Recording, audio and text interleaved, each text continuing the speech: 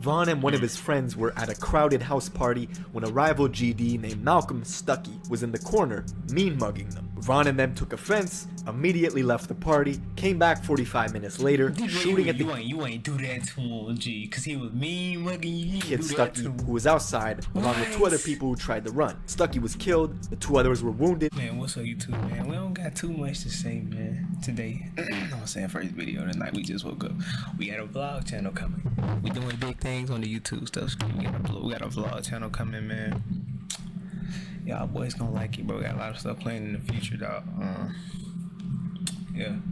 But yeah, let's go and get into it, Ski. I gotta say, message of the day. Do something productive today. I don't care what it is, bro. It's so easy to be productive, man. You can watch a financial literacy video on how to make some money, bro. You can start a company, niggas.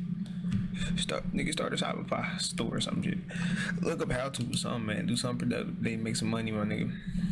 Every day of the week, you know what I'm saying? Before we even get into the video, I had to say that word of encouragement, nigga. Let's go and get into it, though, Ski. We ain't got too much time to waste, or y'all time to waste. Like, comment, subscribe, y'all. While I'm smoking on, shut down. Oh, my bitch, do my team, bro. Back to that breaking news live from Chopper 2, a mass shooting. At least 6 people shot. This all happening at 65th and King Drive in Parkway Gardens. The age ranges of those people ranging from 14 to 23 years old. You ain't from here, don't come here, please don't. His name is Davon Bennett, aka King Vaughn. He's been on the street for too long. I want him off the street today. You guys ready?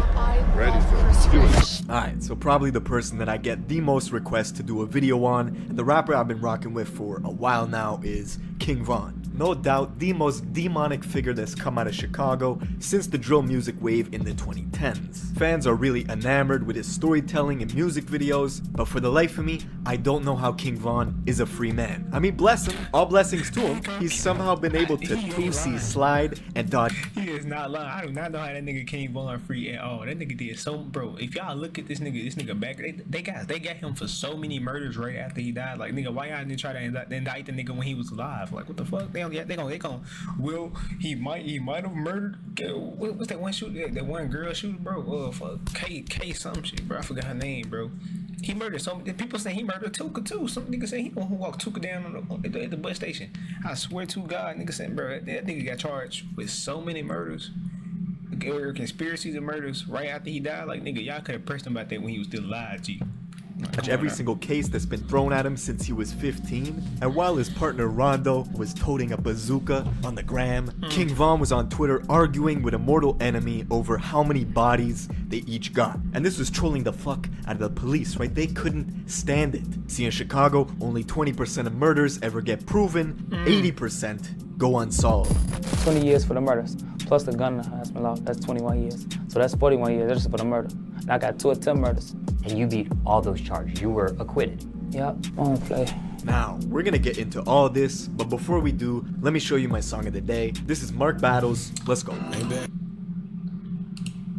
Don't know who that nigga is. Alright, in order to understand this story, we gotta go to Chicago, more specifically the Parkway Gardens in the South Side. Yeah. But you probably know it as O Block. Now, not only is this the home of Chief Keef and King Vaughn, it's also the home of the former First Lady, Michelle Obama, who, when she looks back at her experience, says it was never as bad as it is now. Yeah, the area has about it. This new age, these new age kids and shit, like some demons. Them ain't like when you was like you heard it from every grandmother and shit like that. They tell you back in my day, we used to have communities and shit. We used to have we was never this dangerous. Nowadays we just reckless criminals. Like, ain't no reckless niggas out there these days, bro, who just want killings. You know what I'm saying?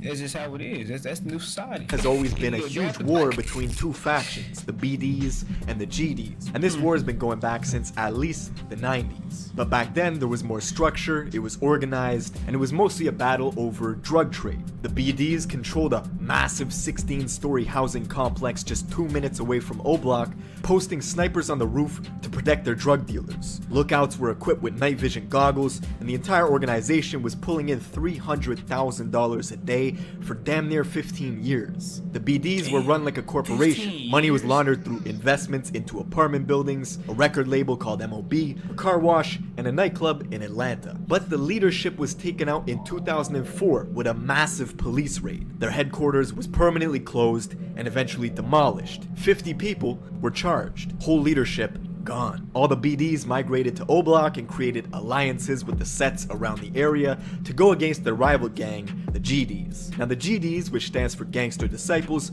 also had their leadership taken down. And now neither of the two gangs have any structure anymore coming from the top to the bottom. It's basically just kids running around with a profound hatred for each other, trying to blow each other's heads off. And this shit escalated even further in the 2010s with Chief Keef and the rise of drill music. Chief Keef, Rondo, Lil Reese, Lil Durk, and most of the people who saw success during the height of the drill scene were all— How the fuck is that nigga Lil Reese ain't dead, bro?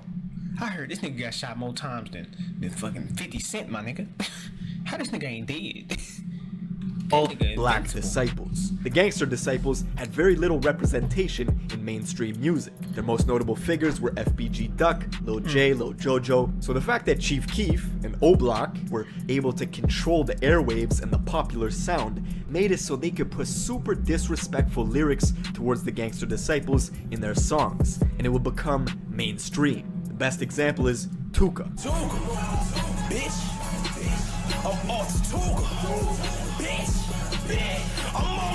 Tuka's death became the focal point for a lot of violence because the gang members that killed Tuka.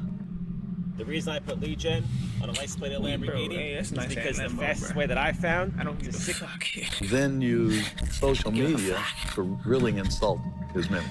In this case, you have this young man actually in his coffin, and this image has also been defiled. See, Tuka was a deceased 15-year-old boy that Chief Keef and Durk would constantly mock in their songs. And the lyric became so popular, you had rappers like Lil Pump who had nothing to do with the situation. He's from Miami. You had Young M.A. who's from New York, and even NLE Choppa who's from Memphis. They would use Tuka in their songs or in everyday life without even knowing what it meant. Now, you recently said some shit about Lil Pump. Dead 15-year-old. You can just kill a 15-year-old folk. I did not know Tuka was 15. I'm over thinking that nigga in his mid-20s. Why is you firing up a cigarette at the bus station at 15 years old, G? Why is you beefing with these demonic ass beings at 15 years old, G? But still, like, that nigga 15, like, come on now. I want to see what Did he use the smoking Tuka line? To this day, he probably thinks that everything all groovy. But no, when I see you, I'm gonna slap you. Young M.A. said it. You gonna slap the nigga, bro? And then she apologized for it. And that's all I wanted. See, the hatred between the GDs and the BDs. That's why y'all think that the GDs really bitches. That's where they even came from. Y'all niggas is, bro. You gonna slap the nigga, bro?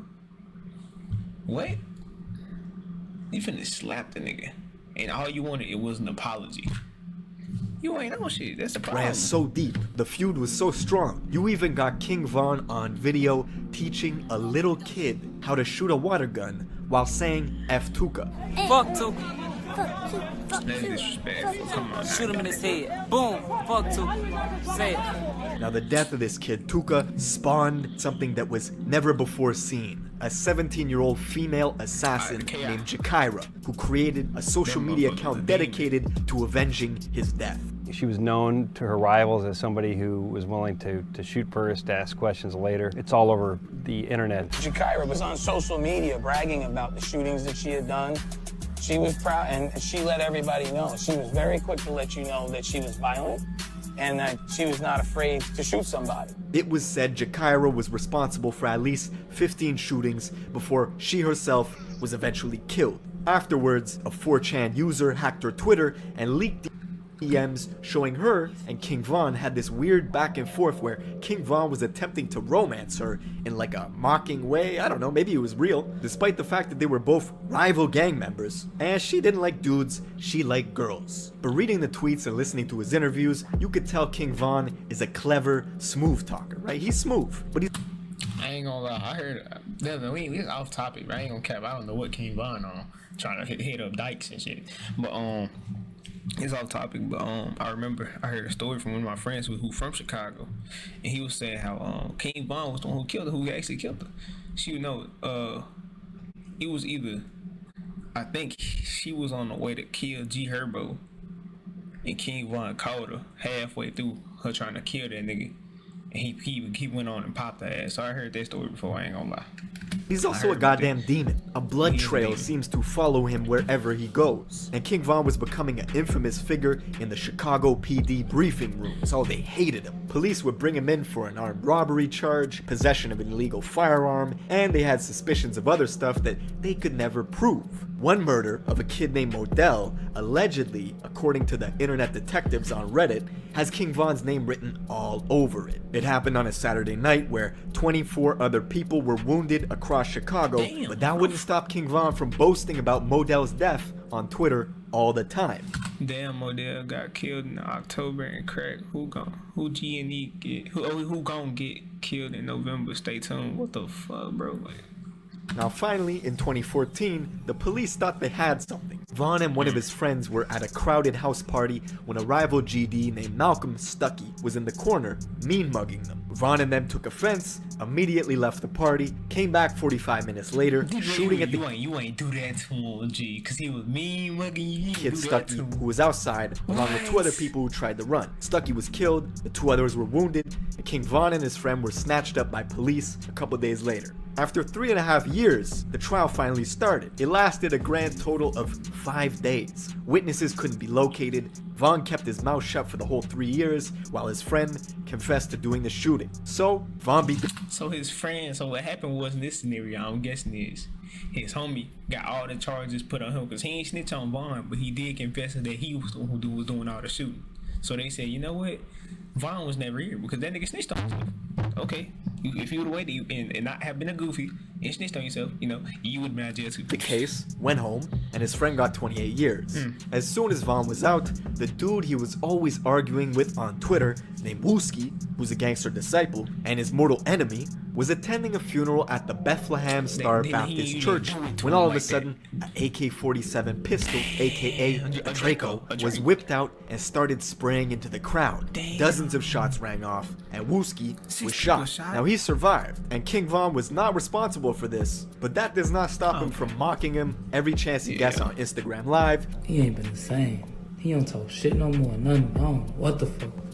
Them bullets be changing the motherfucker out, man. And this is why Von's fans fuck with him, right? It's the authenticity, it's the allure of the savageness, right? That the fans like. They like that in their music. I don't think they like it in real life though. Anyways, now Von is in Atlanta making crazy music videos with dope storylines, and his channel's got 150 million views in 11 months, right? He's blowing up, and his fans are diehards, right? They're crazy. They read into everything he posts, looking for clues. Like this man posted an Insta story just trying to promote his new music video, and people were reading into how many skulls he put in his caption, like 7 skulls, that's 7 bodies. King Von has 7 bodies. It even got to the point where King Von went live on Instagram himself and said, listen, if the internet was right about the bodies people had, they would be in jail. So don't believe what anyone says. I repeat, anyone.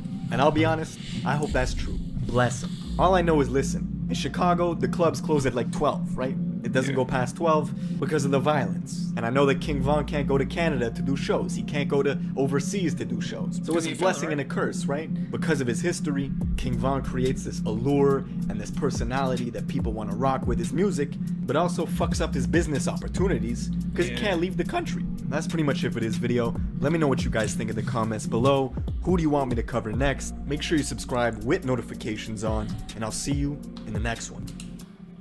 Man, y'all boys heard him. We'll see you in the next one. Stop, man. Hey, but I'll see y'all boys in the next one. Stay safe, stay dangerous, and skate.